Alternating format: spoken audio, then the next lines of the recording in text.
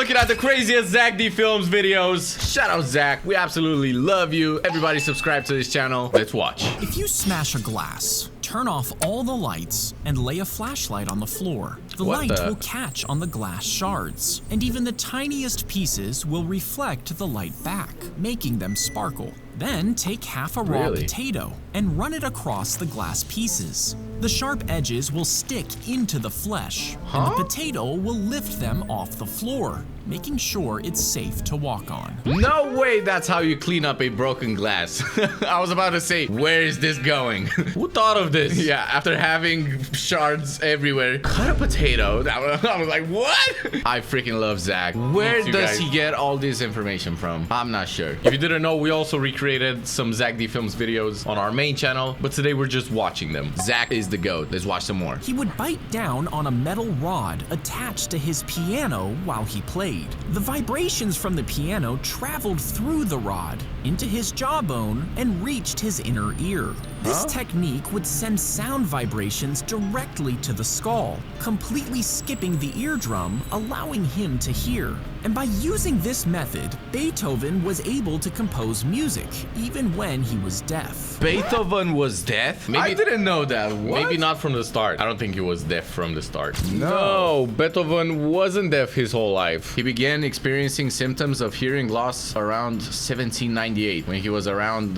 28 years old. Wow. Shout out Beethoven. Wow. And shout out to you guys. You better like this video right now. If you poured a bunch of Earths inside the sun, they say it can hold 1.3 million of them. Insane. This calculation is actually wrong. You see, this figure is just taking the volume of each Earth to fill the sun, almost like a liquid. But that doesn't take into account that the Earth is a sphere, and that there would be space between each one. Now, if you factor in this packing density, instead of 1.3 million, it would actually only take about 960,000. Only 960,000. Like, I know it's a big difference whenever you're talking about an object that's the size of the Earth, but still, it's not really that big of a difference. From 1.3 to 960,000. You guys realize how huge the sun is? Look at it right there. Yeah, visual representation. Now we can all see it. And we're all on a floating rock in space. Beautiful. Do you still care that you got an F on your test? Most people think soda tabs have this hole so you can turn it around and stick a straw through it. Yeah. This prevents the straw from bobbing around, keeping it in place. True. And while this is a pretty handy trick,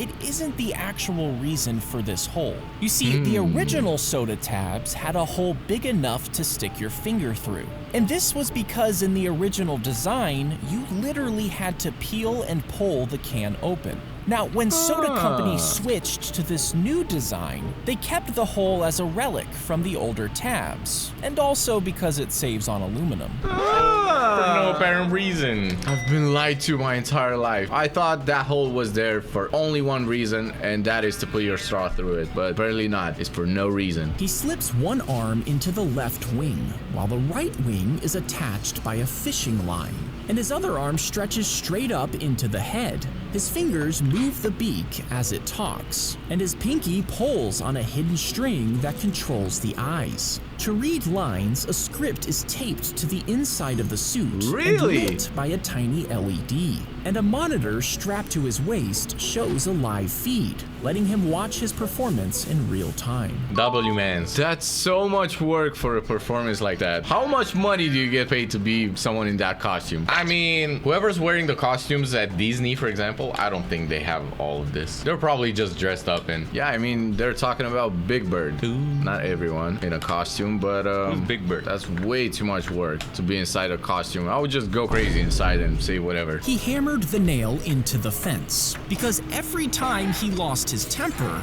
his father made him add another nail. After getting into too many fights at school, the fence started filling up. Oh my. This was super annoying to do, so the boy tried to stay calm. and soon enough, he stopped getting into fights. His father then told him that every time he controlled his temper, he was to pull a nail out. And over time, all the nails were gone. But the boy noticed how the holes were still visible. His father explained that anger leaves marks the same way. You can apologize, but the damage might always be there. Wow, that was a cute little story. What a nice story to share on Facebook. I actually heard of this one before, so and it's posted 3 weeks ago. So this one is not an original, but who am I here to say? That was a beautiful story and a good lesson for everyone listening and watching. If you're ever angry, just don't run your mouth. Control it, because you might be hurting people around you. Wow. Sometimes it's just way easier to keep your mouth shut. Or if you don't have something nice to say, don't say it. Yeah, just shut up for life. How about that? You know the equal sign in math? Well, back in the day, people actually wrote is equal to instead. No way. Mathematician Robert Ricord was getting tired of writing it over and over. I'll be so too. in 1557, he started using 2 horizontal lines instead. He figured since the 2 lines were the same size, they were equal to each other, which made it the perfect symbol for equality.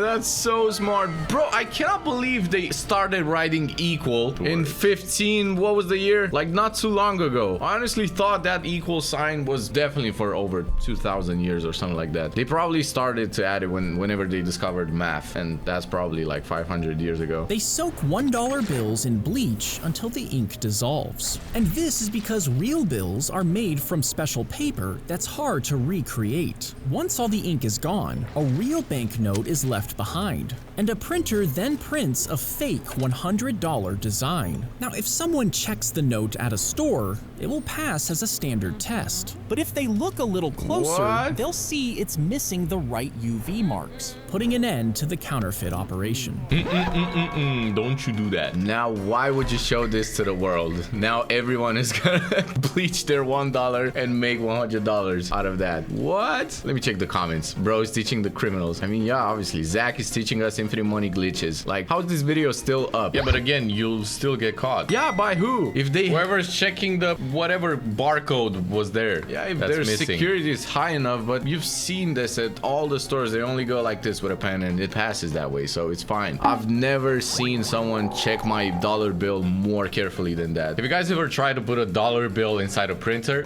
won't print it. It doesn't want to. I tried. If you touch a cactus, you'll probably get the spine stuck in your skin. And if you try to pull them out, you can actually break them off in your flesh because they're so fragile. So instead, you should apply a layer of glue over the area. Once it is dried, quickly peel it off in a smooth motion. This will pull out the spines evenly, causing them to stay intact. Can someone fact check this? I don't believe this is true. I don't want to do this in real life. Yeah, I really don't want spikes inside my hand, so no thank you. Guys, by the way, don't try this. How about that? Just don't put any spikes inside your hand just to fact check this. Just lick the cactus. When a tiny frog hops into a giant tarantula's burrow, it seems like it's walking right into a trap. But the spider checks the frog with its legs, and if the frog has the right chemical signals, it's safe. The frog helps by munching on ants that could attack the spider's eggs. In return, the tarantula becomes the frog's bodyguard, scaring off bigger predators. It makes the frog seem like a pet, but they're really just tolerant roommates. Wow. How do you know this? How do you know all this stuff? Like, who watches a tarantula and a frog and they start noticing patterns? Like, oh, this guy's helping him out. Oh, and he's eating his insects now, and they're helping. Like, what? That's crazy. And we get to see this in the comfort of our own home through an animation. That was a cute story. That's not a story. That's real life. Welcome to the real world. Dang, free food, no rent, and a bodyguard. That frog is living a good life. True. That's actually amazing. W comment. The dolls had massive eyes, puffed cheeks, and twisted mouths. And even though they were ugly, kids were desperate to have them. Thousands of parents lined up in front of stores, but only a few hundred dolls were ever in stock. Why? When the doors opened, people shoved, punched, and even swung baseball bats just to grab a Cabbage Patch Kid. Some even waited in the freezing cold with catcher's mitts after a radio station joked that they would drop some from a plane. But only the luckiest kids got the dolls they wanted until the craze ended. Is that real? The doll that caused riots? I've never heard of this before. Attacking someone with a baseball bat over a toy doll is absolutely diabolical. When was this ever a thing? Like, I've never heard of this before. And did the doll actually look like this? Because I'm not gonna lie, this is pretty ugly. You put the money in the alarm clock before you go to sleep. And when it goes off the next morning, it starts a timer. If you don't get up before it stops, it triggers a small motor which pulls the bill into the clock. Razor-sharp blades shred it, destroying the bill while you sleep. And when you do finally wake up, the remains are waiting for you inside the clock.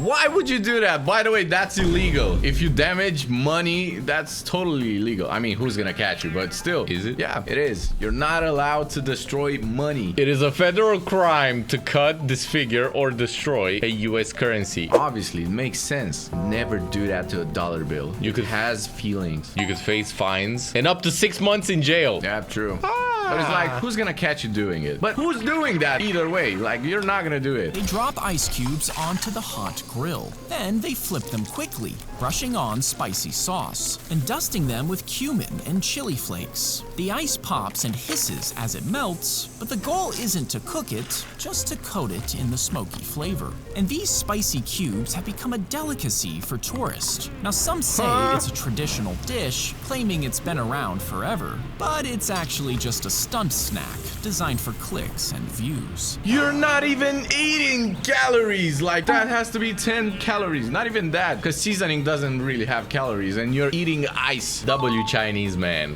Why are they putting ice on the grill? Like, that doesn't even make any sense. You could just season the ice blocks and boom, sell them to people if they're buying it. Wow, It's a good stunt. selling ice. Never thought of that before. A butterfly's tongue is as thin as a strand of hair and hollow like a tiny straw. And it could be threaded through the eye of a needle. Now, if you took a hippo's tongue and dropped it onto a microwave, it would cover the entire surface. But the blue whale's tongue is so massive that if you plopped it onto a car, the 5-ton muscle would crush the metal completely, 5 flattening tons? it like a pancake. That's cool. Yo, 5 tons? That was actually very That's 5,000 kilograms, and that's 10,000 pounds of tongue. Wow, that's a lot of tongue right there. A lot of tongue sahur. Triple T. My G. He charged full speed at his office window while students cheered, but the window frame gave way and he fell all the way to his death. You see, he was my trying to demonstrate gosh. the strength of the window, as he had done many times before,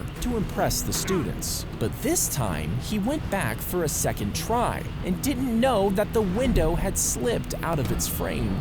Why would you do something like this? Is it real, chat? Is that real? Probably real. It says right here, Gary Hoy window story. Somebody had to do it. But why would you just keep testing it? Like, you're testing the universe right there. You're like, I didn't die today. Let me try it tomorrow. With the same window? Like, try it with another one. The moral of the story, nothing is 100% safe. Do not overshoot it. I mean, yeah, obviously. That is right. Don't play with your life. Like, why would you do that? Oh, this window is 100% safe. No, it's not. You just died. Yeah, did you put it there? Gary Hoy, R.I.P. Inside the assassin's teapot, there are 2 chambers, one filled with tea and the other filled with poison. If you cover the hole on the poison chamber, it blocks the air coming in, which stops the poison from coming out. So only the tea will be poured in your cup. Covering the hole on the tea chamber will allow only the poison to be poured out in the enemy's cup. Covering both holes makes it so nothing comes out, and pouring with both open allows the 2 liquids to mix together. Genius. This is so smart. Like, whoever thinks of this stuff, you gotta have like 200 IQ. I'm not even joking. To think of smart ways to kill your enemies gotta be so clutch. Amazing. Like, can you imagine the person that actually invented this? When was the assassin teapot created? 1300s. Oh my god. In China, 1300. I mean, obviously, because they're drinking a lot of tea and you wouldn't notice. You're having a dinner with your enemy and boom, you're just poisoning him. They sealed him inside with just a little bread and water and mailed the box to Philadelphia. For 27 hours, he sat cramped in the tiny space, enduring sweltering heat and rough handling. He even spent 20 miles upside down as the box traveled by boat. No. But finally, the box arrived over 200 miles from where it started. And when it was pried open, he emerged, finally, a free man. Wait, that was it? Well, what a great story. That sounds like a YouTube video. Oh, he did that to himself, like the great escape of Henry Box Brown. All right, so he tried to escape something. That's why he mailed himself into a box. The pain he felt as a slave was worse than those 29 grueling hours. It must have felt so great to be a free man. Yeah, actually, yeah. What a great story. To have to endure 27 hours of cruel pain and to be worth it, not to be a slave, that's honestly great. What an amazing story. This is an ampersand, and believe it or not, it used to be the 27th letter in the alphabet. You see, back in the day, this symbol came after the letter Z and signified the word and. But when reciting the alphabet... Yo, that's Zack Films! W Mans, I'm seeing him for the first time. Yo, he's so handsome. My G. alphabet, students weren't allowed to just say and after Z. Instead, they were taught to differentiate the symbol by saying per se before it. It sounded something like this: QRSTUVWXYZ and per se and per se and ampersand. If you plucked out a single strand of your hair, it could hold about 40 pennies without breaking. But if you braid half of all your hair into a rope, the combined strength could hold up a large SUV. And if you add in all of your hair into the rope, it could withstand about 15 metric tons, which is about the weight of a young gray whale. No way! That's not true. Who's gonna test this out? You cannot tell me my hair can do that, because my hair rips if I do this. If I do this a couple times, my hair starts to fall. Like, yeah, mine too. I don't have the best genetics for my hair, but my hair is not doing that. That's for sure. There is no way the weight of a freaking whale can be held by my hair. If I combine everything and make a big rope, there's no way. I believe it. Someone has to test it out. A tiny nail is placed inside the drilled hole. Then it's glued shut and repainted. This makes one side of the die heavier, causing the opposite side to land face up more often, allowing you to cheat. Another method is heating the die slightly, with the number you want pointing upwards. As it cools down, the melted part settles unevenly, which changes its balance, making it more likely to land on your chosen number. And sometimes, certain sides of the die are shaved down to make them flatter. The flatter side doesn't roll as easily, making it land on the bottom with the number you want facing up. So many tricks. How do you know all this stuff, huh? Zack Films, you have some explaining to do? Do you cheat in casinos? How do you know everything? Obviously, you can't go inside a casino with your own dice. Yeah, that's for sure. You can trick your friends, though. The shoe would hook onto a metal peg that popped up from the floor. This is Once Michael locked Jackson. in, the shoes held his feet in place, preventing him from falling over. And this allowed him to lean far beyond what the human body can normally balance. But as he leaned, he had to keep his entire body completely stiff, meaning without that control, his body would just collapse forward, even with the shoes holding him up. That's true. I actually knew this information. Michael Jackson got a voice. I didn't even know he was married. Michael Jackson got a voice. I didn't even know he was married. Hey, yo, who the heck put Michael Jackson in the freezer? They built a giant metal wheel and stuck an entire room inside before bolting all of the furniture down. Next, they strapped the camera onto the room while the dancer climbed inside the room. Motors then spun the wheel, making the room and camera rotate while gravity held the dancer in place. And by timing his movements perfectly, he could jump from the floor to the walls before finally dancing on the ceiling. That's Genius. so much work to make a video like that. And now you have access to AI and generate everything you want. Like, look at the amount of work you needed back then. Build a whole set. Build a contraption to make the camera stay still with the set. It was such a pain. Like, building the whole set, doing it the practical way is way better than AI. I don't think so. You have more control. AI is as good as reality. When Pinocchio lies, his nose grows. So what would happen if he said, "My nose is about to grow"? If it did not grow, then that would mean he was lying, which would cause his nose to grow. But his nose growing would then indicate that he was not lying, which means his nose should have never grown. What do you think would happen? Wait a minute, I'm so lost. Wait a minute, my brain just farted. The nose would explode. Nose is about to grow. My nose is about to grow, but it's not about to grow, so it's gonna grow because he lied. And then it grows, but that means he wasn't lying. Oh, that's just a party trick for Pinocchio. It goes like this. Yeah. It retracts immediately. But is that what it happens? Like when he tells the truth, does it retract? I don't know. Yeah, that should be a hack. Whenever he says that, it just goes like. Imagine you were robbing a grocery store, but got distracted by a huge lollipop. You thought it was real until you gave it a lick and realized it was fake.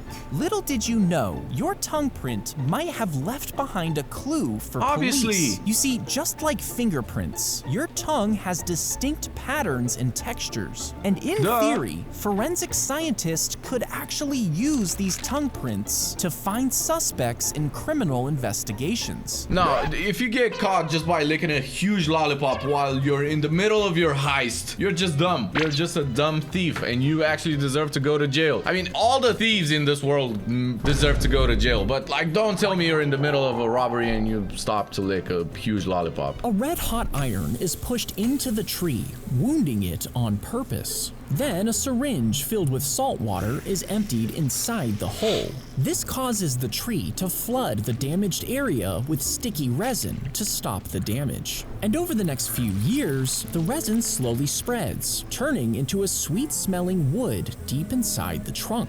Finally, it's harvested and sold for thousands of dollars per pound before being made into a luxury perfume. I just got a brand new business idea. Yeah, but we gotta wait a few years until it's profitable. Wow, is that how you make expensive wood? Interesting. I'm actually wondering, what does it smell like? Is there a perfume that actually uses this technique to get the smell from? Wait, for those wondering, agar wood is the fragrance ingredient in this demonstration. Agar wood.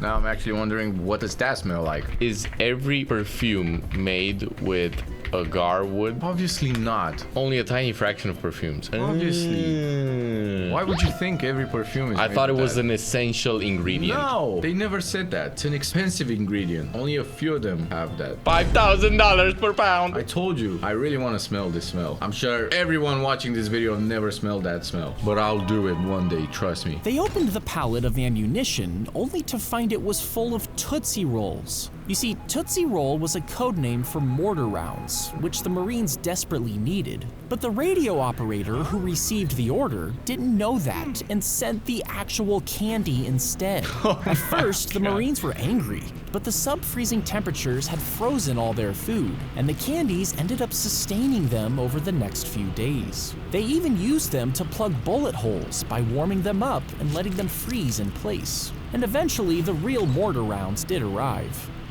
Oh my god. Wow. That's so funny. That's a very funny war story. Yeah, why would you expect, by the way, the new guy to understand your guys' codes? Give us Tootsie Rolls! Bro, I actually gave them the Tootsie Rolls. Where do you get that many Tootsie Rolls? That's my question. Like, to fill up a whole box like that? If everyone on Earth clipped their toenails and threw them into the ocean, you might think they'd float and blanket a huge area. But toenails don't actually float, so they would pile up at the bottom of the ocean.